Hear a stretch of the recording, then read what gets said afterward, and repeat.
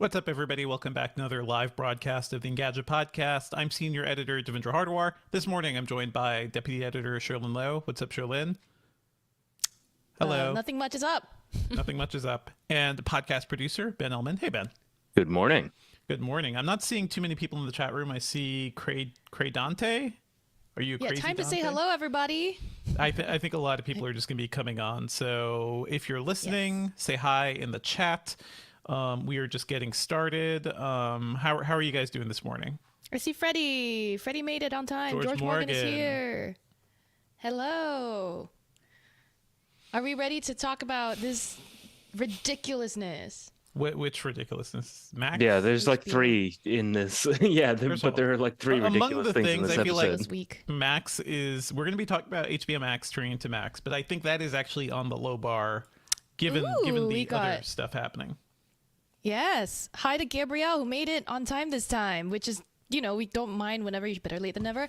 But also hi to SP, Michael Vega, Sankit Talang, I think. Black Panther, T'Challa Lem, Giovanni Machado, Sterling, Richardson, Bo, Rerun from California. If y'all want to tell us where you're from, I know we all love it. To know that we got an international audience. Buhari Altine. And also, if you ever want to just put some phonetic pronunciations of your names on there. Yeah, if you want us to pronounce your name right, then you can just put the phonetic pronunciation of your name. Christian Don't Bosch, worry about it if you hi, don't want Ola. Avi Yadav, hello. Ian William Clark says hello from UK. Hello. Hello. All right. So this is going to be very media specific. Not sure if anybody in the chat is going to remember this, but renaming HBO Max just Max feels a little bit like Trunk. Do you remember Trunk? There's a lot of. Do you remember Oath? Yeah. Oh God, don't even. I still see Oath logo branding. This is all part of my argument that this is not a big deal, but Yeah. Black Panther T'Challa Lim is from Philadelphia. SP makes a very good point, which I'm sure we'll dive into a little bit more later on. Declan Flynn, Ashwin Tyagarajan, hi. Hello. Hi to all of you. Yeah. Black Panther T'Challa is tuning in from Philadelphia. Love Philadelphia. I love Philly. Philly's always cool. We'll be recording the audio podcast, folks, but drop your questions here. We will do some Q&A in between sections, but normally we can't have a back and forth with the chat unless Ben wants to shout out somebody or Sherlyn notices something. Yeah, and that's tight. just so the audio listeners, people listening later on, don't get confused. Because if you were listening to a podcast, if you weren't able to get to the live stream, that would be kind of annoying, wouldn't it? I also think it's 2023. People understand there are live chats that go alongside podcast recordings. And I also feel like when people hear that, they're like, damn. I should be there. We should get on this I stream. should be there. Exactly. You should be talking to me. But that's why you do it perfectly. When we're actually recording, you will shout out maybe a couple of things from the chat if it if it's really relevant. Lord Buckethead. So continuing the hellos, Bo Rerun has a good question. Are gaming phones considered flagship killer phones? No, I don't. Because nobody's buying gaming phones. They're just. Their questions are all a little. Howdy to CF. Yeah. We should. CF542, hi, and hello to Lord Buckethead from a world where BlackBerry is still a thing. I wonder I'm so which sorry. world I have that is. Yeah, where are you from, Lord Buckethead? Somewhere in Asia, Europe. maybe? Somewhere in Europe or Asia. Europe, probably Europe. I have the BlackBerry movie to watch at some point, so I'll be talking about that. Me too. Yeah. Yeah. Franz Wagner says Toronto, Canada gang. Yes. Hello. I really like Toronto. So Canada is a thing where I've watched too much How I Met Your Mother, where now I can't say sorry correctly. I have this whole thing where I say sorry the way Robin says it. That's how you say sorry. Yeah, sorry. In Canada. Sorry. Poutine. Okay. I would like some nationalized medicine in a nice diverse city. It sounds nice. Quebec. Yeah, Quebec. Quebec. I think we're good to go. Unless anybody else wants to talk more. Okay. Nope, we're good. Okay, Yeah. so we'll say hi last later. Yes. Yep, last thing that we're going to do before we actually get into the episode, longtime chat members will remember we're going to clap. This is to help me sync up the files when I'm actually editing, and so you can do that at home if you like. I'm going to count down from 3. We're all going to make a sound. You can put clap emojis in the chat. That is really fun to see, and then we're going to actually get into the episode. There we go. Okay, so counting down from 3, 2, 1. And a little bit of silence. During that silence, give us a thumbs up on YouTube. Help more people see us.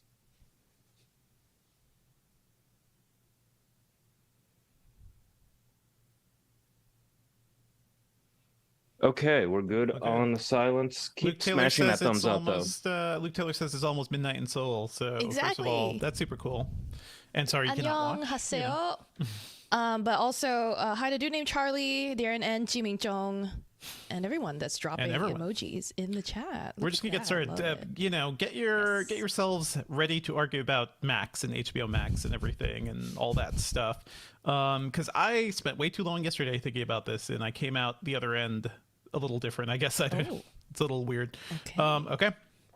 I think we're good. All right. Let's go in 3, 2, 1. What's up, Internet, and welcome back to the Engadget Podcast. I'm Senior Editor Devendra Hardawar. I'm Deputy Editor Sherlyn Lowe. This week, there was a big shift in the media landscape, which, I don't know, does anybody actually care? But Warner Brothers announced that HBO Max is turning into Max, which is going to be the new unified streaming platform for HBO stuff, plus stuff from Discovery. This is something they talked about a year ago, and now it's finally going to be happening later in May. So we'll discuss that and the name and, everything around that, because I'm sure we all have feelings. We've also got some news around from Nvidia. The RTX 4070 was finally announced, and I reviewed that. And of course, there's a bunch of AI stuff. There's a bunch of Twitter stuff, and we cannot stop talking about Elon Musk as much as I want to. As always, folks, if you're enjoying the show, please be sure to subscribe. As much as I don't want to. Yeah, as much as I don't want to. How about that? Let me do that. And of course, we'll be talking about Elon Musk, as much as I don't want to. Somehow, he still pops up in every single episode. As always, folks, if you're enjoying the show, please be sure to subscribe to the Engadget Podcast on iTunes or your podcatcher of choice. Leave us a review on iTunes. Drop us an email at podcast@engadget.com. You can also join us on the live stream on our YouTube channel Thursday mornings around 10:30 a.m. Eastern. Join us for the chat. We can have a Q&A. Sometimes we even show off gadgets. It's a lot of fun. So, Sherlyn, when you hear the word Max, what comes to mind for you? A dog? A dog? Maybe you're not the person like I a should dog ask. named Max. Okay. Maybe. A dog named Max? No. I think in the world of tech, I actually go straight to the M1 Pro Max or the M2 Pro Max. It's weird. Okay. I need to ask a normal human being. Anyway. Yeah. When you say Max, do you think of HBO? Do you think of home box office, the premium network of shows like Game of Thrones and No. Sopranos? And, yeah? No. I mean, I guess if you said HBO Max, yes. But if they drop the name Max, that's not the first thing I go to. Well, they will be dropping the name HBO. So yesterday there was a major media event. Actually, not that major. It was just like kind of a sad little live stream where HBO executives, including the CEO David Zaslav, he's the new leader of HBO. He came over after Discovery.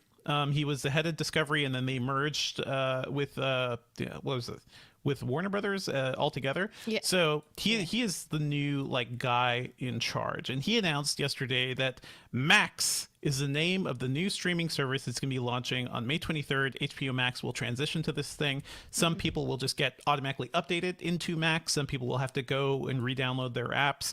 This is a new thing.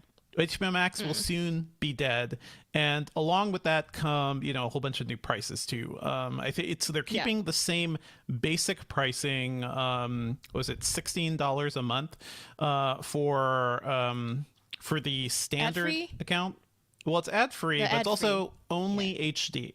So there are some changes happening. So that $16 account, which we've all been paying for HBO Max, will now be limited just to HD. If you want to go to, if you want 4K if you want HDR and all the fun stuff, you're going to have to pay $20 a month now or $200 a year. And there's still an ad-supported plan that's $10 a month. So why did they do this? It's kind of confusing. It's kind of weird, but through that media event, they basically made it sound like, man, we have to launch a new thing. We have all this Discovery content. You can't just shove it into HBO Max, I guess. So they need to like reunify the platform in a different way. And Zaslav and a bunch of the executives also made this argument that if we put Discovery reality programming, like, was it 90 Day Fiancé? I think that's part of it, isn't it? One of those shows you love, Sherlyn? Yes, that is one of them, yeah. If Well, you not put one that- of those that I love, but yes. One of those types of shows. If you put that under the name HBO, does that dilute the HBO brand? Does that get confusing? Like, you're the head of HBO, Sherlyn. Imagine you were the leader of HBO. What would you do to introduce this new platform that has all sorts of new content that HBO has never seen before? But also, how do you grow subscribers? How do you like get new subscriptions? How do you compete against Disney Plus? Would you just change the name to Max? What would you do? I wouldn't have done what they did. I don't think I would have removed the HBO branding. I get that, like, you don't want to be associating yourself with the likes of 90 Day Fiancé or Dr. Pimple Popper, as I'm seeing this article say. I mean, that's what as made part him of the, like, famous. new shows being added, right? I mean, you know, but HBO clearly stands for quality. I think a lot of people associate that with, you know, associate the brand with like good shows, high quality, like, you know, very risque, PG rated or more or higher types of shows that are good. But I think removing the name HBO altogether from the service is a little extreme. I wouldn't have done that. I think I would have. I think it's a difficult choice. I would is. have maybe introduced a new service because you still get new So okay, so then subscribers. do you come up with a new name? Yeah, I know. Do you come up with Bulu or something? You come up with Bulu. something else. Like, here's the thing. How about in the- HBO Min? How about HBO Mini? HBO Mini? HBO Max and HBO Mini. Yeah. So here's the thing in media, guys. Like, there is really no good option if you want to start a new thing, right? He could stay with HBO Max, but let us not forget that HBO Max was a very troubled service from the start. We complained about it God. on this very show. Like, it was a very rocky launch. They didn't explain, like, they didn't give us a preview of the app, and it was just like a really not great launch. And it came just a couple of months after Disney Plus launch, and it was like perfect, just like a perfect. Yeah. Here's a great app. Here's a ton of content you want. Like, I understand what Disney Plus is. Disney Plus reached 10 million subscribers in one day after its launch. So HBO Max, on the other hand, took a month, and I believe the numbers were AT&T, which owned Warner Brothers at the time, was saying like, oh yeah, we have like 23 million subscribers, wholesale subscribers. What does that mean? That means the people who pay for HBO on their cable bill, who are eligible for HBO Max, sure, those people are eligible for HBO Max. The actual people actually using HBO Max was like close to 4 million users after a month. So HBO, Warner Brothers laid off a lot of HBO executives because of this. It was kind of widely seen as like a botched launch. I think HBO Max, we kind of got used to the crumminess of it, and they did add more content. We did see like, same day theatrical releases hitting HBO Max. HBO still is producing good shows. The Last of Us was really popular. White Lotus is still hitting it. Succession? Everyone's still talking about Succession. So what makes HBO good is still HBO. But when you launch a new service, what do you do? Like, they could have kept HBO Max, bad name association. They could have come up with a new name, but then you have to rebuild a brand from scratch, right? You could be like, here's Quibi. Also the band. Here's Hulu. Here's all these bad media names that don't really make any sense. Here's Paramount Plus, because all the kids are talking about what's on Paramount all the time. Yeah. Do we think Warner is a strong enough brand for them to be like Maybe. Warner together? I don't know. I think How about that's also WTF? Warner WTF. Theater Family. WTF? Like something like that. Like, I don't know. Yeah. People are saying, Franz Wagner in the chat saying WBD for WB, was it digital? Hey, that could have been an Warner option Brothers Digital. too. Hey, don't forget Peacock also exists. We have so many bad media streaming names. So here's my thinking is like, I saw this news and we were hearing about these rumors and I was like, I hate this. Stupid to the max. Yeah. Like, this seems like a really dumb and short-sighted way to kill your HBO branding. And then I started like writing a piece about it, like after the news hit. I was like, it doesn't really matter. It doesn't really matter what it's called. And in fact, Max may be the best worst option because at least we have HBO Max in our minds. So Warner Brothers' reasoning from that we heard from Zaslav and several executives was like, yeah, they don't want to quite dilute the HBO brand because HBO is known for more mature stuff. They also pointed out like kids programming used to be a big deal for Warner on Cartoon Network and a lot of other places, and shoving that into HBO Max apparently didn't really do much for them. And meanwhile, you've got Disney as like the biggest, best, most safely regarded brand probably on earth, right? Disney Plus, a parent knows they can subscribe to there and go find like kid-friendly programming. They know what's on Disney Plus. They may not necessarily know what's on an HBO Max for their kids. So my reasoning is, I didn't really talk to anybody about this, but these people don't make any choices without talking to a lot of like consultants and focus groups and people like that. And I do feel like they made the judgment that, okay, well, we could still highlight HBO. People will know HBO is in the service, but does HBO need to be in the name? Maybe the name should be a little more open for all ages and families and people who aren't necessarily just into HBO content. Because they basically talked about this thing. It's very simple, right? The pillars of Max as the app that they talked about. They want to increase monetization. They want to strengthen performance, enhance retention, increase engagement. All the things like a basic app performer would want to do, which kind of just shows you like HBO Max was just bad at a lot of that. I think that's also it. Like, do you have thoughts at this point, Sherlyn? Because I could just keep going. So many. Yeah. I have so many thoughts. One, when we were talking about the botched launch of HBO's like app or streaming service at the start, HBO's gone through so many names. HBO's gone through HBO Go, HBO Now. Now it's HBO Max. HBO Go, and now we're very confusing. Yeah. Yeah. And then they unified that, very recently too, like 2 years ago, 1 year ago. Like they unified Now and Max or something. Well, so and then now we're gonna ditch that name. HBO Go was the digital viewing on demand for people who had HBO subscriptions. HBO Now was the, hey, okay, you just want to subscribe to HBO digitally? Here's HBO Now. And then HBO Max came and added a whole lot more stuff. Like HBO Max added the Cartoon Network stuff and other stuff from WB. So it's also like confusing. every time they add stuff, every time they bring in stuff, they're like, here's a new name because here's like, a new name. You know, I understand it's confusing. Go on. I would say I understand it's confusing. At the end of the day, everybody wants to see The Last of Us, right? Everybody wants to see Succession. And you're gonna figure out where you go to see that thing. Yeah. So I feel like that's why it doesn't dilute HBO too much, right? I know. I get that, and I agree. I also want to say that like we've got some like good we talked a little bit about some like good name ideas. I have one more to throw in the ring. WBU, not What About You, but like Warner Brothers Universe or something. But they could have.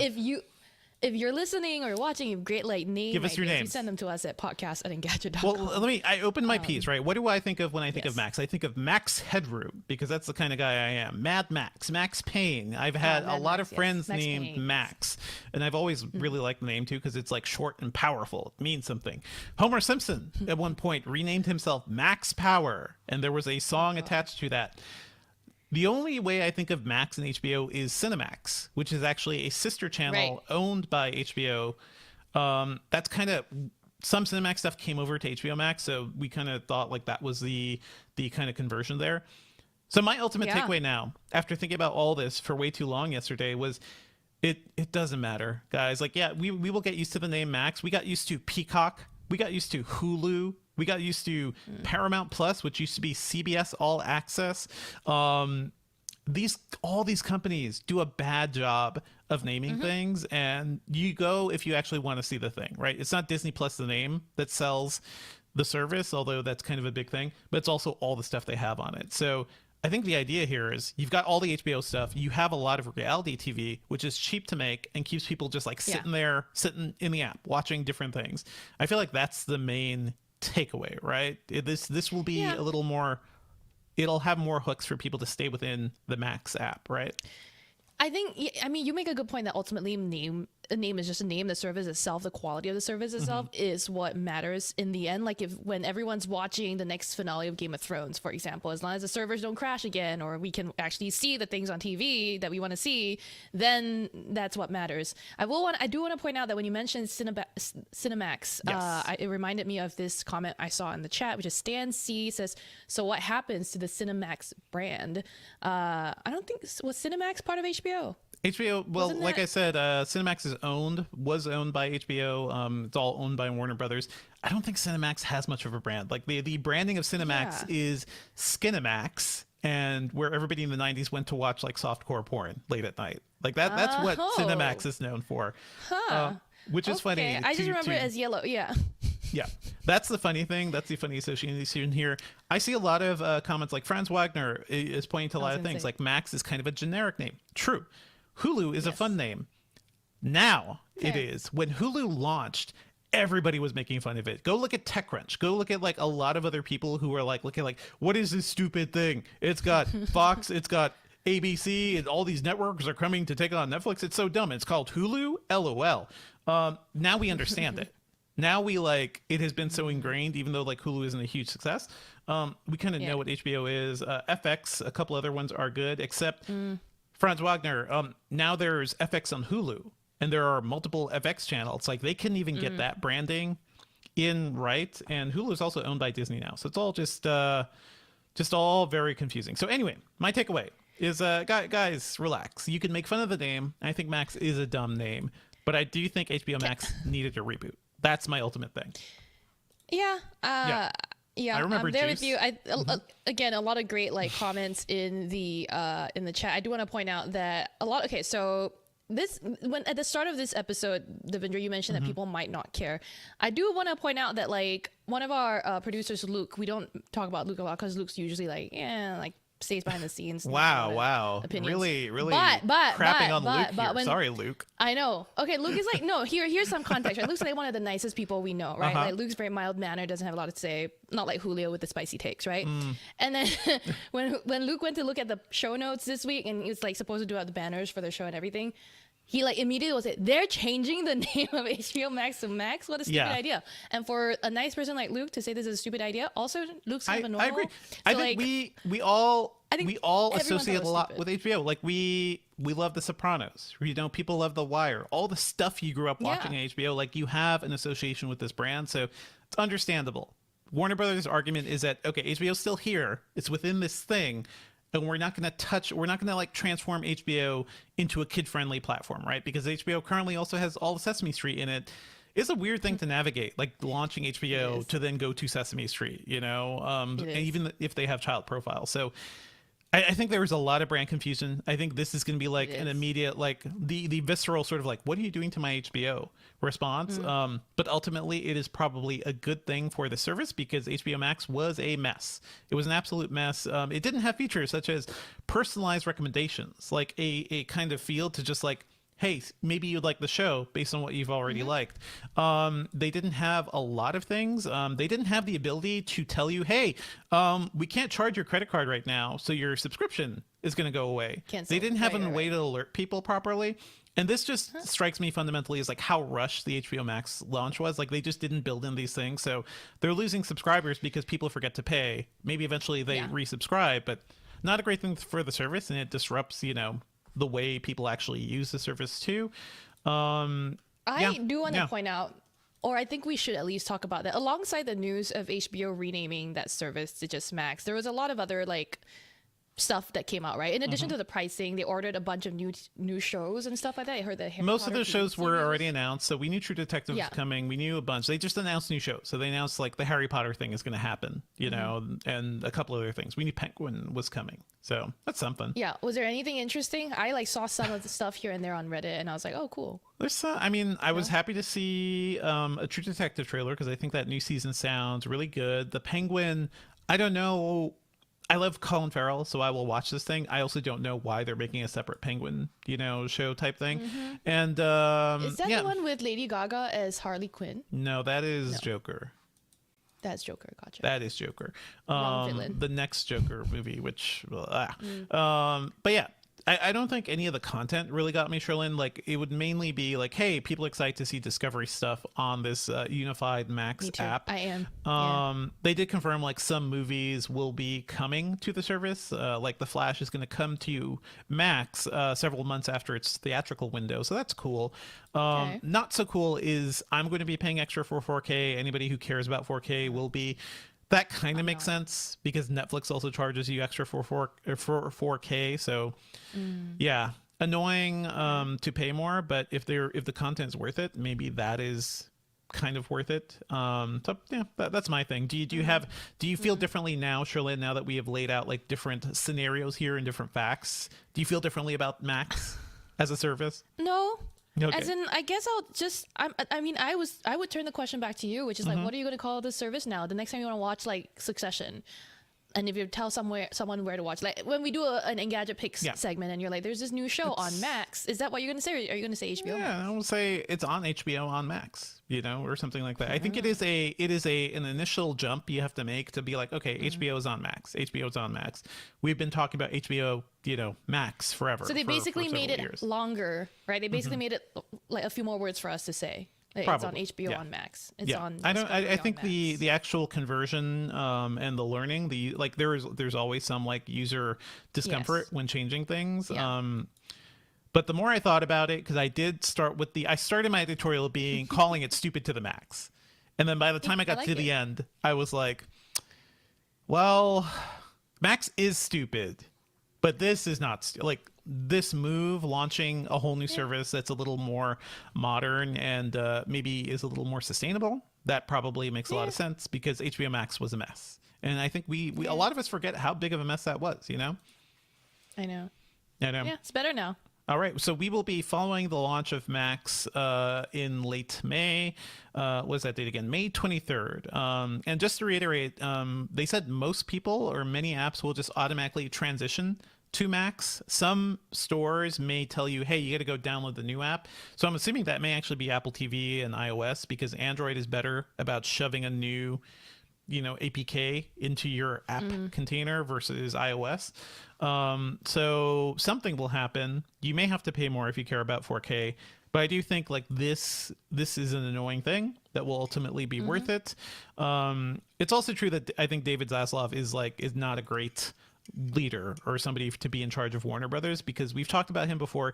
Because of him, like that's why so many shows got canceled. It's why that Batwoman movie basically was shelved, even though it was already done. He's somebody who comes from the Discovery and reality TV side of the universe, and I don't think he fully understands or appreciates the premium content HBO puts out. So that may also be part of why he wants to de-emphasize HBO in the service name. But all these people just want their own project, right? They want their own thing to be like, I did that because I'm a genius. I'm a genius executive. Just like Jeffrey Katzenberg did with Quibi, right? Yeah, just like that. They all want those things. So anyway, we'll be following the news on Max. Stay tuned. And do that. And do that again. Anyway, folks, we'll be following the news from Max, and we'll be checking out new shows. Stay tuned for more. Do you want to do a Q&A since people are into this topic? There's a lot of good stuff I see on here. I think two people at least have been asking a very good question, which is like, Do Name Charlie and CF542 are talking about the login process for whenever this transitions on smart TVs. Like, do you have to re-log in? Yeah, I know. We don't know. But I agree, it's really stupid. I think for HBO, it's been, for me at least on most of my things, HBO Max is like you scan a QR code and sign it on your phone, which is better. Yeah. They've gotten so much better. Yeah. They also, I think they want to make it as painless as possible because they understand, like, if somebody gets logged out, maybe they won't care enough to log back in, and that affects their metrics. And they'll cancel their subscription. Yeah. Exactly. And Franz Wagner is saying Zack Snyder's Justice League was the only good thing to happen on HBO Max, as well as Hacks. I will shout out Hacks. I have heard it's good, and I've seen some episodes. That's not true. There were other good things. Oh no, I agree. There's more. Yeah. Yeah. And also Zack Snyder's Justice League. The whole Zaslav is smart about a certain type of media world what happens is that these executives come into new situations and apply their previous knowledge to their new, the new place they are, and the new place they are isn't always like exactly the same. That was like what happened with Jeffrey Katzenberg when I sat down and talked with him and Meg Whitman about Quibi. I was like, nobody wants this. Nobody's gonna pay money for a thing you only watch on your phone like this. and it failed completely. So yeah. Yeah, and they were. I remember that was like one of the first like outside interviews that I edited for the Engadget podcast. Period. And Katzenberg was so excited. He was like, "There's going to be certain shows that are only available at night." Like, sure, buddy, sure. Now you can find all the Squippy shows on the Roku channel for free. What a fall. Wow! What a fall. Yeah. Yeah. Ruben Dick says Amazon Prime Video is main for me, which I'm just like, whoa, that's a deep cut. That's like, they whoa. have good stuff. They have good stuff. Although do. there was They a do. big article about what a mess Amazon Prime Video is because and they just whenever they send us news about Prime Video, they're like, don't mention Amazon, just Prime Video. Okay, we're only Prime Video. But there is a lot of news about their management being a mess, and they don't know how to keep shows around or support shows or have a vision of what they're building. Yeah. Yeah. Franz Wagner and Priam are asking about international availability for HBO Max, right? For instance, in Canada, don't have HBO Max. Priam says, when are they launching it in India? That's a good it's question. not surprisingly not good question. overseas. I think Warner Friends Brothers has says a they lot have of Crave. licensing deals to other networks, and that's because of that they can't always bring it back in to have their own service. Yeah, and Darren I know- N said HBO is called Crave in Canada. Yeah, Okay, like sure, it's confusing. Like I think that's know friends, that yeah. like Canada is also the thing about Canada TV is like it. The Bell company still owns a lot of stuff. So like Bell Canada and Crave might have like its own thing. I am not an expert in that by a long shot. I just like Letterkenny. Letterkenny's good. I So saw I a got a- question earlier on too about Disney Plus. Basically the same situation where like different apps have different libraries all around the world. When I was in Singapore, I was very surprised to see what was on Disney Plus. I was like, wait, y'all, this is on Disney Plus for y'all? I was like, whoa, this is very confusing. Disney Plus gets entirely different things there. Yeah. Yeah. Sorry, Okay, Brent, you were SP saying says HBO is not Crave. Crave owns some Yes, of Max's yeah. content, It's like which an makes it even aggregator. more confusing. Yeah, it's an aggregator type of deal. So I have a bunch of other logged comments. First one from The Moon. Love The Moon's work. Great job on the tides. Good job, the Moon. My argument for it being a bad name is Max is used everywhere, so it's not specific enough to change the word association to the new service. Sure. My ultimate argument is it don't matter. It don't matter at all. Don't matter. We are just sheep who follow the next season of Succession or whatever. So it doesn't matter. Doesn't matter. Well, it could be a string of special characters. Doesn't matter. The thing that I've been annoyed about for years now is that these big companies really just have us saying words. Yeah, We're yeah, like, I yeah. love the show on Hulu.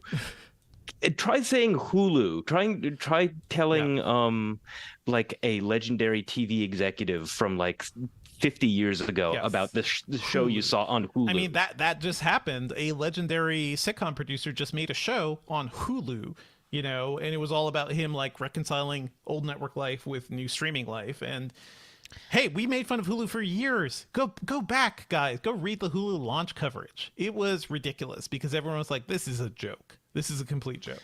And I still have beef with the fact that I have to tell some people that I make podcasts. Yeah, Podcast is a silly word. It's a silly word. Oh, man. Julio's asking something that I was thinking too. Like basically, if it is getting if it's Discovery Plus and HBO Max merging, and you're getting all the Discovery Plus content for the same price you paid before, except for capped at HD as opposed to going up to 4K, like that's more content for the same. It is money, more content. right? It is more content, Which is great. So that is again another plus. Like they want to keep people in the app. They don't want you to just watch Succession and bounce. They want to be sticky in the way that Disney is sticky. So, I mean, will I watch Dr. Pimple Popper from this? Oh, you point will on? absolutely. You know what I mean? You will absolutely. I might. I used to go down transition. rabbit holes watching Saruman Impaction videos, and Man, just getting okay. that gunk out of that. Nope. Yeah. Nope. Because No, I had that was important. That reminded me that I should probably go to the ENT to get my ears cleaned out, and so I did. I loved it. Yeah. So Lord Buckethead says, as long as House of the Dragon is there, I don't care what the service is called, honestly. And that is Exactly. I think the perfect example of the average user. They do not care. They're just going to go to whatever box on their smart TV has the show they want to watch. KP KB said, fun fact, Hulu is a fruit's name in Chinese. Hulu, well, I guess Hulu is not a fruit. Hulu is the like gourd. It's a gourd. It's a gourd. Sorry, go on. But I just got distracted. I was like, what fruit do you mean? I am kind of disappointed that HBO Max, whatever, the new Game of Thrones show, what is it? I'm looking at it. Knight of the Seven Kingdoms, the Hedge Knight. Okay, sure. It's like Dunk and Egg, it's part of like the expanded universe that George Martin is doing. Yeah. They aren't giving the people what they want, which is a Robert's Rebellion series. Then we've got Franz Wagner, who says that FXX is confusing. Yes, FXX that is confusing. Absolutely true. FX on Hulu is confusing because there's stuff on FX on Hulu that is not on FX the network, and it's all very stupid. Yeah. And then the fact that like now that a bunch of that stuff has merged with Disney, you can go to the Disney Plus app and get every episode of The Simpsons. Like you can. Okay. But like you used to only be able to do that on the FX or FXX app. Yep. It's Simpsons World used to be on the FX app. We talked about this when Disney Plus launched, right? So it was a whole thing, and they even repeated the same mistakes about only giving you widescreen Simpsons until we yelled at them. I distinctly remember yelling at the CTO of Disney Plus and be like, guys, you're stepping backwards. People want their square Simpsons, and there's going to be a rebellion about this. Cut to the next day, everybody was yelling about Simpsons. So I don't remember the chronology, but did Disney buy 20th Century before the launch of Disney Plus? I thought it was after. I believe it was before, because Simpsons was there, and they also had all the Star Wars stuff. So that is how. Well, no, then that was separate. That was the whole thing. But anyway, I think we should move on. We should move on, folks. I think so too. Okay. Yeah. One more interesting comment from the Moon. It's interesting how much of an impact on 4K adoption is having based on how much bandwidth it takes to stream 4K. Yep. If streaming was 4K, would infrastructure be able to keep up? If all streaming was 4K? That is a good point. It costs these companies money to send video to you. And 4K is a lot more pixels than HD, so I can understand why they want to charge a little more, and also not make 4K the default for all the standard paying users. So it's crummy. I'm going to be paying more. A lot of people will be paying more. Hopefully, it means a better service. Hopefully, like they can actually invest more in infrastructure because of that. Okay, are we good to go? Yep. Okay. I am. Let's Hi, Shazat. Hello. Okay, let's move on to some other news. And this week, NVIDIA introduced yet another GPU, the GeForce RTX 4070. It comes with 12 gigabytes of RAM. It starts at $599, which makes it the cheapest 40 series GPU so far. I reviewed it. I think it's very good. It's very good for the price. It is entirely focused on 1440p gaming, so better than HD, not quite 4K. It can do some 4K gaming, but the real sweet spot here is if you want to play in 1440p on a nice monitor with all of your ray tracing settings turned on and using NVIDIA's DLSS AI technology, you can kind of make it happen. Like I was seeing I saw 120 FPS in Cyberpunk, I believe. I gotta look up my actual stats here. But I was seeing really high scores with ray tracing turned all the way on. And that's actually a pretty big sign, because I used to have to do either medium ray tracing settings or something to get decent frame rates. This card is good enough for $600 to kind of get you there. I think it's a pretty good deal. This is going to be the one a lot of gamers want. I'm sure people are waiting for the RTX 4060, which should be even cheaper, maybe hopefully 400 or 450 or something like that. But I would say, if you're running a 20 series card and you've been waiting, you've been looking at all these new games and you want better frame rates and maybe upgraded your monitor, this one may be the better deal. This one may be the better buy, just because you can occasionally do 4K. You can get really good 1440p. It feels uncompromising, at least at this resolution. Whereas I'm sure the 4060 is going to be good, but may not give you the same amount of ray tracing support you want. So anyway, that's my thing. I think it's a really good card. Check that out. In other news, there's a whole bunch of stuff around Twitter and Elon Musk as always, but I want to point out, last week we mentioned that Twitter labeled NPR as state affiliated media. This week, actually, as soon as that happened, I believe NPR stopped posting on all their main feeds. This week, NPR officially announced that they are quitting Twitter. So it's not posting any fresh content to its 52 official feeds. It was the first news organization to do that. And let me just see here. There was a good statement. Let me see here. Also, to be clear, this is it, like just stopping publishing new things or posting new things altogether. It's not like deleting Twitter. his own account yet. They're not deleting their accounts because maybe everybody's hoping like maybe Twitter will be better someday. I don't know. Or maybe it's just leaving it there like an archive, like a living archive of what's been there before and that sort of thing. We don't know. But what was the statement? The NPR CEO, John Lansing, said, "The downside, whatever the downside, doesn't change the fact. I would never have our content go anywhere that would risk our credibility." And everybody's looking at Twitter now and Elon Musk's shenanigans as a liability. So there's that.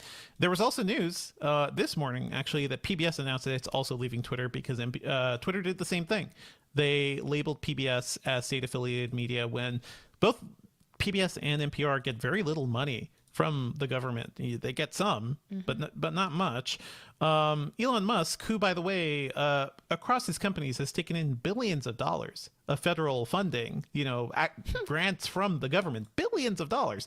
Elon Musk, tweeted defund NPR and then started whining about people he was pointing out like, oh yeah, it's public radio. It's national public radio. Therefore, it's definitely government funded. It's definitely like a government sponsored thing.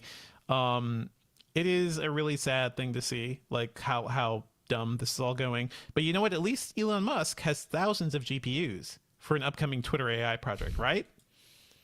Yeah. It's We were gonna make talking it all about better? GPUs before. Sure, Twitter's gonna be great. Twitter's gonna be great. He had a really. It feels like dude is having a meltdown right now. There's an interview at the BBC where he said he's sleeping on his couch at Twitter, and his dog is in charge. And there was a lot of whining about like people criticizing him. It's like, bro, this was all you're doing. This was all your choice. He kind of did admit that he only ultimately bought Twitter because he was afraid he would be forced to in court. So that is a good admission. But maybe don't troll people about this. So yeah. There's that. What's up, Sherlyn? I was just thinking that, like, I think I was like, he could just not do all these stupid things he's been doing, but just at shut the up. same time, He could I'm just sure shut up. he's got. Yeah. He could just shut up and let Twitter run like the way it has before, with some small changes here and there, and not be like as You much can't of do a that because jackass. it's his now. But he can't. Yeah, it's his now. He has investors to answer to. He has lots of ego on the line, and has to make all these moves that he said he would / maintain the facade that is Elon Musk. Every time he speaks or does something, like it makes his overall reputation get worse. So, I would say shut up. Doing this to himself. He's stop punching yourself, Elon Musk. Meanwhile, Substack announced a Twitter-esque feature called Notes, which lets Substack writers create like little short updates, because Substack is normally like long newsletters. So this gives people a shorter way to interact with their followers. Looks a lot like Twitter, looks a lot like Tumblr. Almost immediately, Twitter, refused to allow links to Substack, which was just kind of funny, because Musk and crew were saying that Substack was like taking data from Twitter, and I don't know if that's necessarily true. They already like it's like maybe using an API or something. Something like that. And it's because they want to shut down the APIs and do so much. Poor Matt Taibbi basically got into a spat because of this, because he was one of the people that Elon Musk gave the Twitter files to, like some of the background data. And Matt Taibbi is mainly a Substack writer. And now he basically had to give up on he has to give up on Twitter because his buddy, just no longer allows him to post Substack links. It's all very sad. It's all very stupid. The Elon Musk story. He talks about how like he's all about free speech and no censorship, and isn't this exactly censorship? There's a great article, I think, at the Washington Post today. It was just like, this is all garbage. This is all BS. Like everything he said, because he's already proven that he's the one censoring and restricting speech and doing more things. Everything he basically complained about from the previous Twitter administration. So anyway, it's always funny. Projection is a hell of a thing. In other news from other tech companies that are kind of falling apart, I think last week we mentioned that we don't really talk about Meta much anymore, except for like dumb things Zuckerberg is doing. There is a piece at the New York Times from Shira Frankel and Mike Isaac saying that there's a morale crisis at Meta, thanks to mass layoffs and absentee bosses. And just in general, it seems like, the direction of the company is very much in question for a lot of these people. You cover some Meta stuff, Sherlyn, and certainly you're on social media. Like, how are you feeling about Meta as a company right now? I feel bad for my friends who are employed there. I can say that I think the friends that one of my friends is employed at the Singapore office of Meta, and then I know people who work for Meta PR and stuff like that. And all I can say is I think Meta PR has gone pretty quiet. I haven't heard from them in a bit. And as for just my friends in general, I don't know. I can't tell what morale is like, but as long as they're still like, for the people who are not worried that their jobs are on the line, it seems they're still being treated pretty well. Meta did treat employees pretty well early on, but after this pivot, rebranding and like focusing on the metaverse right now, it's just like, it feels a little like a chicken running around without its head. Everyone is talking about the metaverse now, right? Like, now that AI is taking over the world, and like we're talking about big topics, it's just the metaverse. Everyone is so excited for the metaverse. It's a good thing Facebook completely rebranded itself as Meta. Totally. Yeah. No one could have predicted this when Meta rebranded to 2 years ago now. No, yeah, we didn't sit there thinking that was a bad idea. We didn't think it was It was even back then, like I have done some metaverse stuff. I have done metaverse meetings and different things, and I like VR. Same. I don't think it was the thing that a company needs to kind of build itself entirely around. So it didn't need to go so ham. It did not need to go whole hog. It could have gone in 50%, 30%, and tested the waters a bit, and it would have been fine. It could have gone partial hog, but it went well done instead of medium rare. Like, what is going on?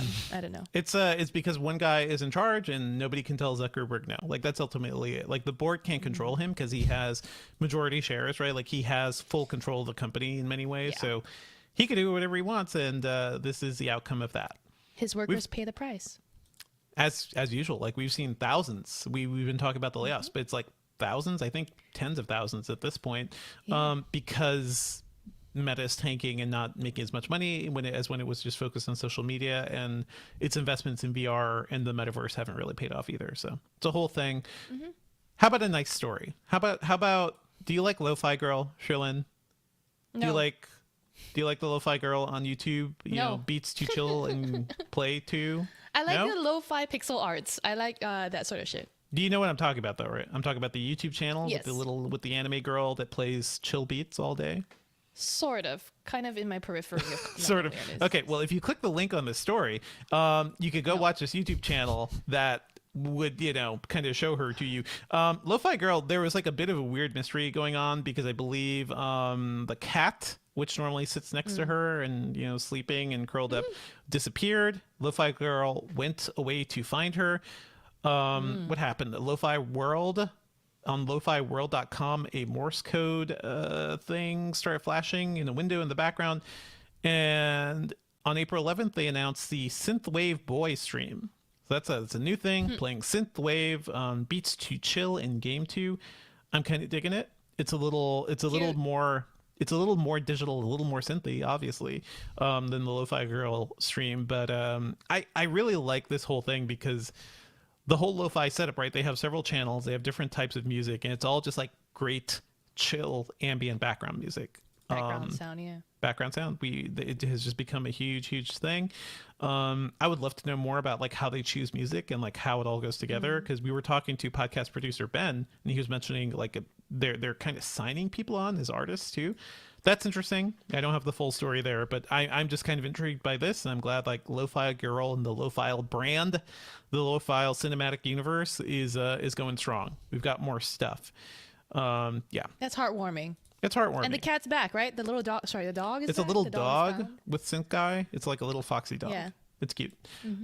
cute. Let's start a new section, Sherlyn, because every week we are talking about something or other around AI. Oh, no, and, no. Yeah. No. So we have a new section now called AI Updates.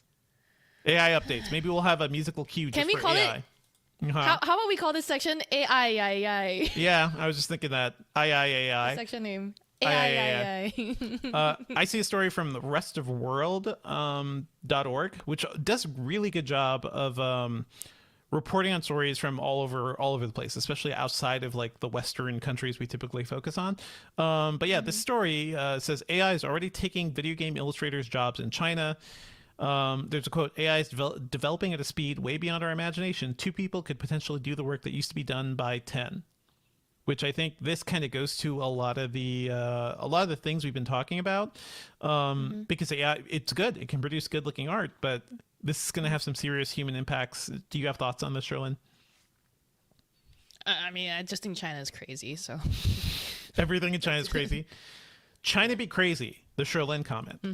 Yep. But if you go look at the work here, this is a story by Viola Zhu. The AI work is good. Like the AI work looks good, and I can understand why, you know, a publisher would just be like, well, I don't have to pay several humans to do this. I could just like type a few keys and this thing gets created, even though the AI may probably be taking inspiration from the existing work from these artists. Doesn't matter. It's cheaper and you produce the thing. This is exactly what I was worried about. I think it could lead to a dumbing down of content and bad news for artists in general, right? I think it starts in somewhere like China where it's my impression of China anyway. I'm not sure if it's accurate or not, but my impression of China is for like, you know, efficiency above all, and not above all, but like it's a chasing of the fastest, cheapest way to do something. And so like that's why it's more likely that this started in China or happened in China. I mean, it hasn't started in China. Like this has been done in other places. I just feel like it is. But I mean, like it's bigger, more likely to become a problem where like people are replaced by / not as considered over like the overall bottom line kind of issue. I mean, not that it doesn't happen anywhere else, but I don't know. That's just my. It was also a country where like I think actual human workers were treated like that, like basically like little AI drones, right? Like that was the whole like middle class rise for China. So you know, like if you think Japan has like horrible work hours, like, you know, the whole like idea of you have to get in before your boss and leave after your boss, that's a very like Asian workplaces thing. And you definitely will be working on the weekends, because I have family who worked in Korea and was just like, yeah, we need to never get days off. It's all about face. It's all about like if your boss doesn't see you working, then you're not working, you know. And it's like I been there, don't want to be back. I'm good. Been there. It's only slightly less bad here, so yeah. There's always news, folks. There's always tech news happening. But anyway, we'll be keeping an eye on this. And if you see any AI updates, if you see any AI that makes AI news that make you go send us an email at podcast@engadget.com. We will take a look and we will chat about it. Let's move on to what we've been working on. I've been talking for a while, Sherlyn. So what are you working on these days? This week, our managing editor is out. I've been handling some of the edits. I'm also working on a quick video about that Tesla charging thing that we talked about a while ago. Turns out a lot of people like that. Like they were like reading that story. So we're like, here, we'll give you a video look at this device, which started to make a little bit of noise. Let's see, Tesla opening charging to other cars. No. This is the wireless charger for your like devices. That's kind of like Apple's little AirPower mat thing. Yeah. So we're gonna do a bit of video on that, and then mostly behind the scenes stuff. We're getting ready for Google I/O. We're getting ready for. I got something on my sleeves. I can't talk about right now. I just heard about it yesterday. Okay. It'll be very interesting. I'm very excited to see this happen and come to fruition. What about you, Devendra? You probably don't have as many secrets.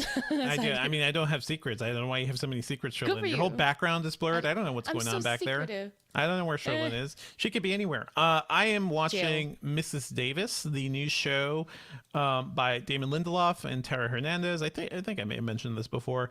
But it's about a nun who is on a quest to find the Holy Grail and is trying to defeat an AI that has taken over the world.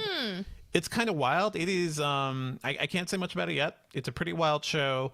I'll be reviewing it soon on Engadget. I'm also working on the review of the Razer Blade 16 that I mentioned a while back too. Now that the GP review is done and this like WB thing is done, I can kind of focus on the Razer Blade. So I'm hoping to make a video for that.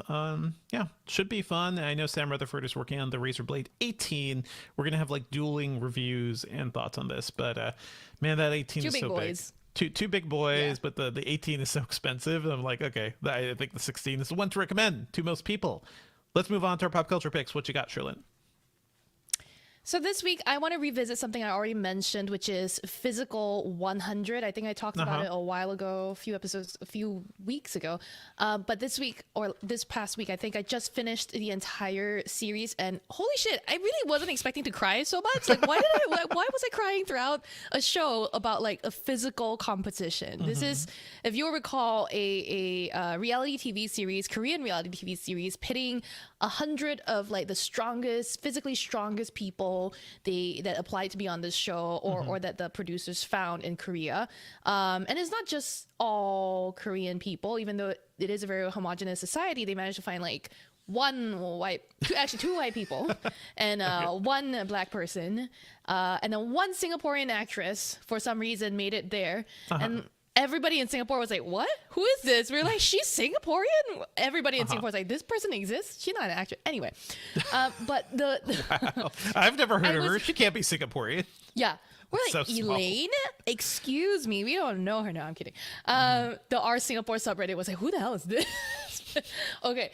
Back to the show. It was like, the first few episodes is very like, making you question yourself and your own physical abilities. Like, oh, where would I fit in this group, right? It starts to really pull you in, as most reality TV shows do, by creating like character backgrounds and stories. And they really created this team of underdogs that like I think everyone that watches the show starts rooting for.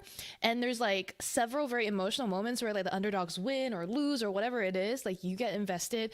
And like somehow just watching people work as a team and supporting each other and being so, It's beautiful. having a lot of sportsmanship. Yeah, it was very moving. I cried. I don't even understand, but I cried. Maybe I'm like emotionally very vulnerable right now, but like, yeah, it was great. I've heard good things. So I've heard good things about Physical 100. So can you describe like all I've seen are like pictures of like shirtless dudes pulling things and doing like what? Yes. What is the show? What is happening? Yes. So Squid Game. Yeah. Okay. So Squid Game without people dying. That's fun. And more. Yeah, exactly, and more like physical challenges. So like there are several rounds, and I won't spoil. Well, there's like 5 rounds, 5 like quests, right, that people have to go through and they're gonna find the one winner that's the strongest or the physical perfection or something like that. And it's not necessarily the person who has the biggest muscles or the person who's like they're looking at a combination of endurance, agility, strength, and then like speed, I guess. What are they going to do with this person once they find them? Like, are they joining some sort of Avengers initiative or something? No, like, they crown them. Okay. The physical, the And then they go champion. home? And there's a lot of controversy around the finale and how that person won. By the way, like they're like production messed up. It's not fair and stuff like that. So you'll see. But there's a lot of hunks on this show for people looking for hunks. There's a lot of babes on this show for people looking on babes. I'm like, yes, there's something for everyone. Okay. There's a challenge where you're looking at the picture now. There's a challenge where like a team of 10 people need to pull a 1.5 ton ship from one end of like a big stage area to another, and it is so hard. And like just watching them, I'm sweating. So it's a lot. It's great.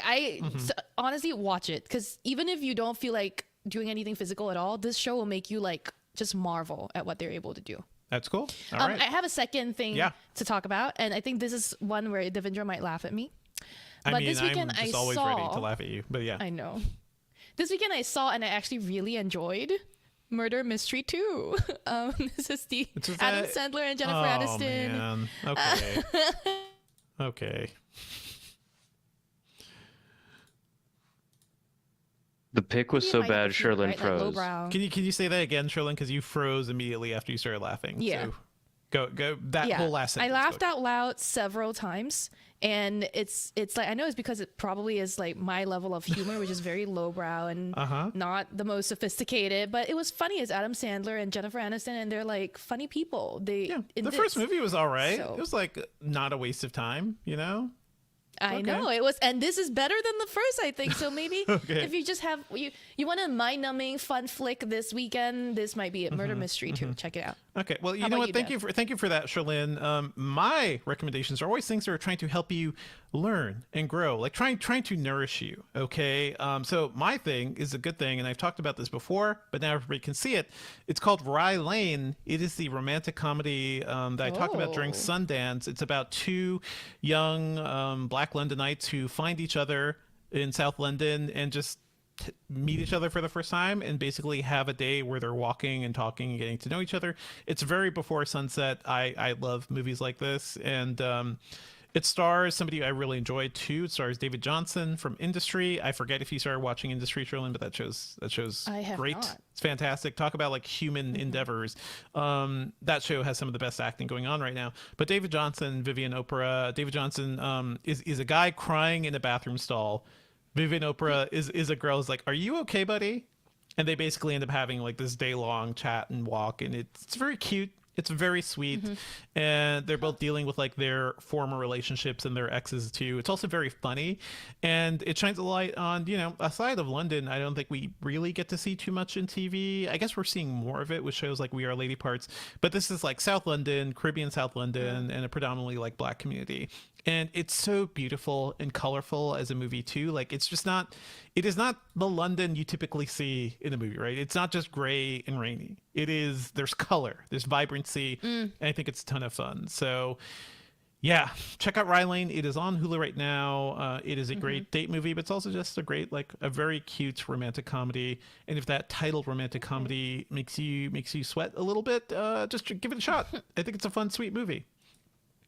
I also want to point out Jury Duty, which is a new show that is airing on Freevee. Freevee is Prime Video's free Another channel. one of those. Another one of those. Freevee. God, bad names. Hey, you know what this used to be called, Sherlyn? IMDb TV.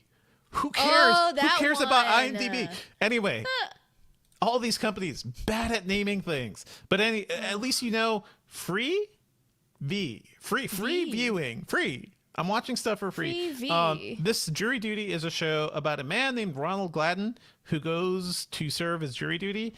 And Ronald Gladden is a real person who has no idea that this trial and everybody around him is a TV show.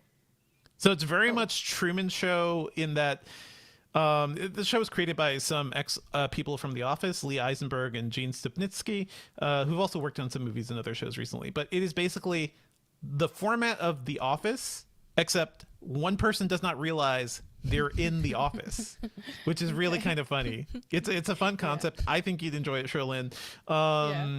They're all like character actors around him, including one actor who I will say here because I think that will get people to watch it more, including James Marsden, aka Sonic the Hedgehog's best buddy, aka Cyclops from X-Men. Cutie with a tootie. Yeah, he's super cute. James Marsden playing himself, but also playing like a hyper broy crummy version of himself. So this show is 8 episodes long, and I have not finished it yet, but it is very funny to see this one regular person just trying to like interact with these people who are constructing this whole like scenario around him. He even tells James Marsden to his face like, yeah, that Sonic movie wasn't very good, right? You were in that? Oh, that's cool. I think it's really according to Julio, our live stream producer, this show keeps going viral on TikTok, which is quite funny because they're good clips from it. Anyway, awesome. You could check it out for free. Where? Free TV. Free TV for me. Anyway, Jury Duty is great. Check it out. I think you can rap. Dope. All right, for those of you on the live chat, we'll record the outro and then we'll get back to you. So don't worry, we're not saying bye just yet. Well, that's it for the episode, everyone. Thank you, as always, for listening. Our theme music is by game composer Dale North. Our outro music is by our very own Terrence O'Brien. This podcast is produced by Ben Elman. You can find Devindra online at... Oh, I'm at Devindra on Twitter. I'm at Devindra at Mastodon.social on the Elephant site, where I'll probably be spending more time, given everything that continues to happen at Twitter. Also, I hosted This Week in Tech this week, so check me out on Twit. Right. I was on with Anthony Ha and Doc Rock, and a great panel. Great panel of folks. Anthony Ha is a former colleague of ours. We had a great chat, so check it out. We talked about AI and, again, dumb things Elon Musk is doing. And as always, you can find my movie and TV podcast at thefilmcast.com. If you want to chill out with me anywhere online, really, I'm still on Twitter at Sherlyn Low. I am on Instagram at Sherlynstagram, Cherlyn Instagram. I am trying to start my own podcast. And yay! Finally, Sherlyn on the podcast. I know, finally on my own podcast. And it currently has an Instagram account. It is at Sherapypod. Ooh, what is the concept that I'm guessing from the name? Are you giving people advice? Me talking. Me. I don't want to give the game away. I think I've got a little twist in there that should be interesting. Okay. So y'all can go sign up, follow that account for the pilot episode when it drops and more. Email us your thoughts about the Engadget podcast at podcast@engadget.com. Leave us a review, please, on iTunes or wherever you're listening to these podcasts, and subscribe on your favorite podcast platform.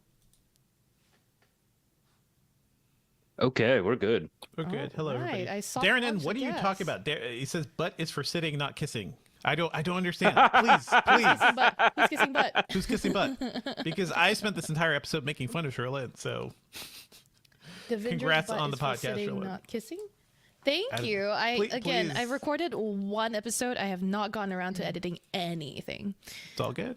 Do your thing. D-Man says Physical 100 was insane. It was so good. Honestly, if any of you watch Physical 100, I cannot stop talking about it. So bring it.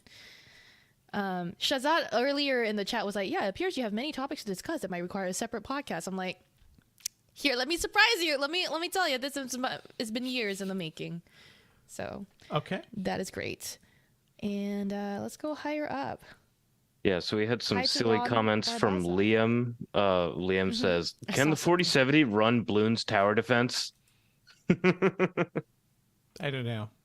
I'm pretty sure it can. Yeah, Bloons tower defense seems like it's probably a mobile game. I don't. It's like a light game. Yeah. I assume it's a mobile game.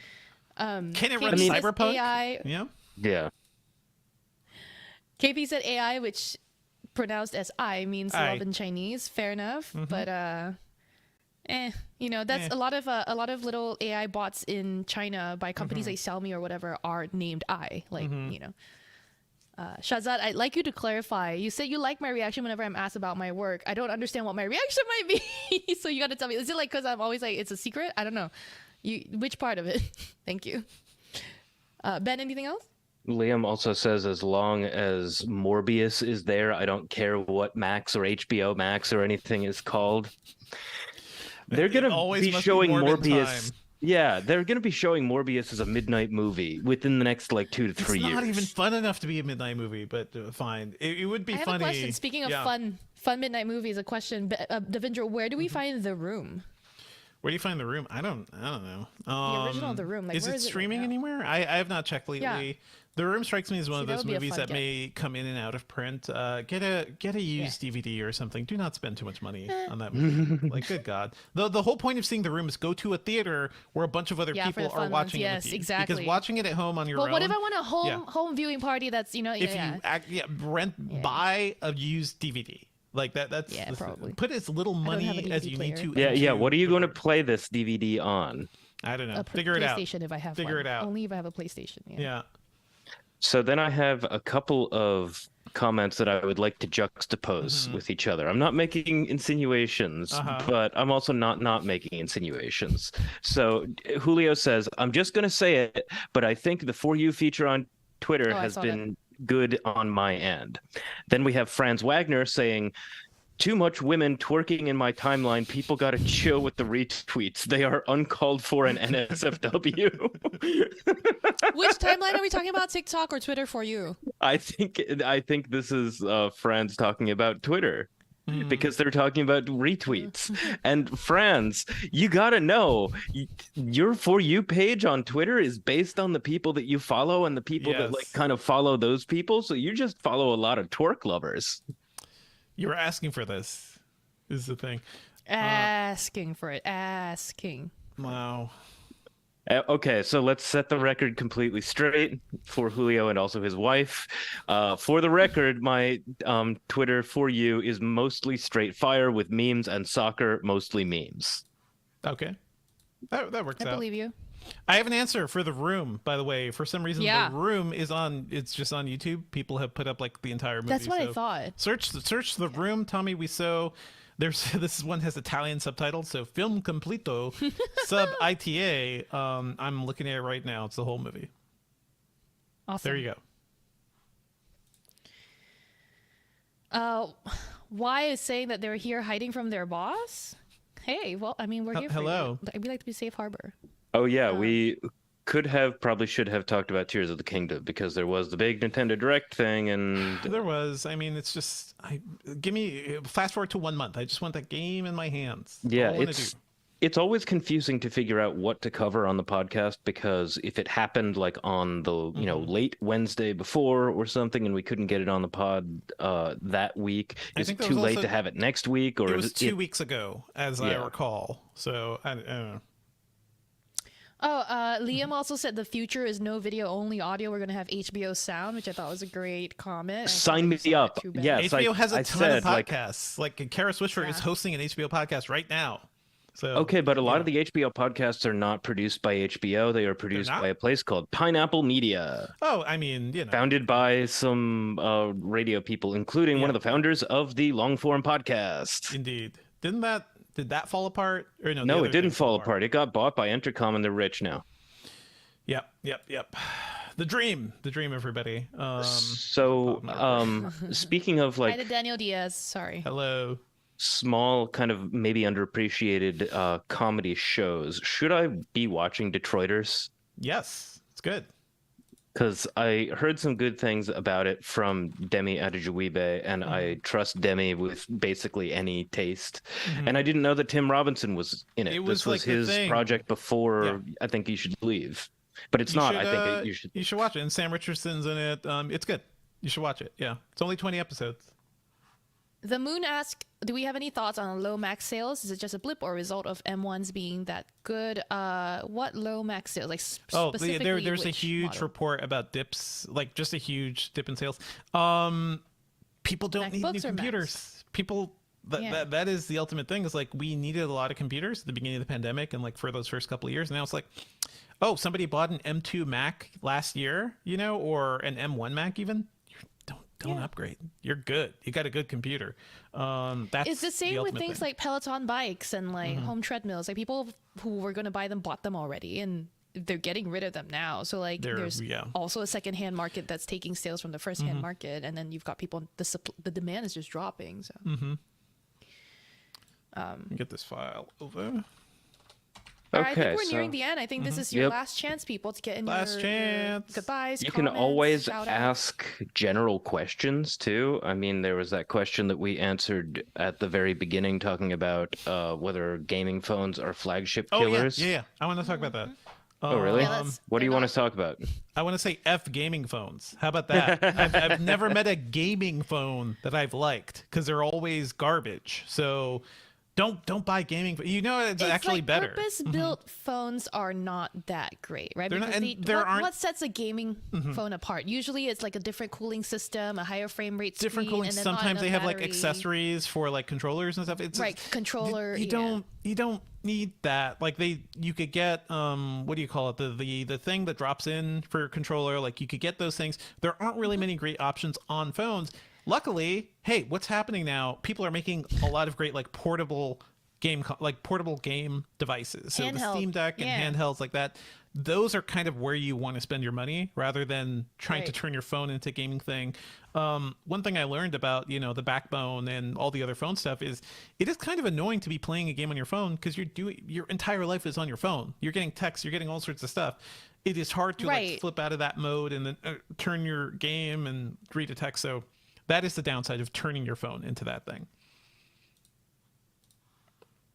Never Liam buy a gaming asks phone. a great question. What's your mother's maiden name and social security number? We're not answering. Well, let me tell you. Yeah. Darren Do asks, they- is it more accurate in sleep? The Halo Rise more accurate than the Apple Watch in sleep tracking? It's not more accurate, but it's more comfortable in that I don't need to wear anything to bed. There you go. Oh, Aromatic Snail says Miss Maisel is back for the last season. I didn't know that it was going to be the last season until I saw one of the promos. And I stopped watching like several seasons ago, but it's a cute show. it stays good. And also, that was my introduction to Stephanie Shu because she's on that show. Yeah. What is the other thing? Oh, yeah. So Liam's joke with mother's maiden name and social security number. I'm wondering if that is specifically a American thing. Can anybody in the chat tell me if like I imagine it's probably a Social Canadian Security? thing also. Yeah, but like for like verification for like important documents, or if Mhm. someone wanted to steal your identity, would they use the same information in like Singapore to steal your Mm. identity? Nope. In Singapore, we have a different national number. I think every country has its own like national like identity number. So like for Singapore, it's an IC. Like, what's my IC number or my passport number? And in America, because you guys all have Social Security, Yeah. I guess, so you use Social Security numbers. But is there a secondary piece of information like mother's maiden name that they ask for frequently if you're like trying to That's open a probably bank your account or password something? question. No, I think Liam was asking it for like your password guessing. So like reset your password. This is your like security question, right? I think that's what it is. And they're probably the same across the board, right? Like, oh, first street I grew up on, model of my first car, you know. I mean, that sort I've of thing. been asked questions like that when I'm trying to verify like banking things, like And they have they have your full record. it's So on- they have access to like a lot of records that you have a lot of records on you, and so like they have your old mailing addresses and stuff, and Yeah. so it's a little bit like password sort of stuff because or password secret questions, but it's also like way more specific. It's like, which of these people do you know, or which of these people are related Yeah. to you? It's weird. Why says that Withings has a thing you put under the mattress for sleep tracking, and it might be nice to check that out. Yeah, I did mention that in the review as well. Like bed sensors, not my thing. Just feels a little too much. Like mattress sensors, they're I don't know. I prefer like a bedside thing. I don't know why. I just feel a little icky about like a mattress or bed sensor. yeah. Also, mattress sensors wouldn't work for me because I'm a very kinetic sleeper, and it might just say, "You got terrible sleep," when no, I'm just rolling around and having just a good rolling around. time. Yeah. I'm sleeping It's well. like, how are they detecting your breath rate exactly? Like If you yeah. buy a nice mattress, you also you don't want to feel the mattress. You don't want to feel a weird pad or something. Like a Princess and the Pea situation, Yeah. right? Yep, exactly. Okay, I think we're probably done with this stream. Thank you, everybody, for watching. The stream comes to you via our video team, which is Julio Barrientos and Luke Brooks. If you stuck around this long, if you're commenting in the chat, even like 5 or 10 minutes after we finish the stream, you are a tech enthusiast, which means that you know we live in a world of algorithms better than the average person. So that means that you know that rating us 5 stars on iTunes and Google Podcasts and any of those other platforms really does help other people find us. So rate us, give us some ratings. It would be fun to shout out some new ratings on the next stream, and we'll see you next week. Later.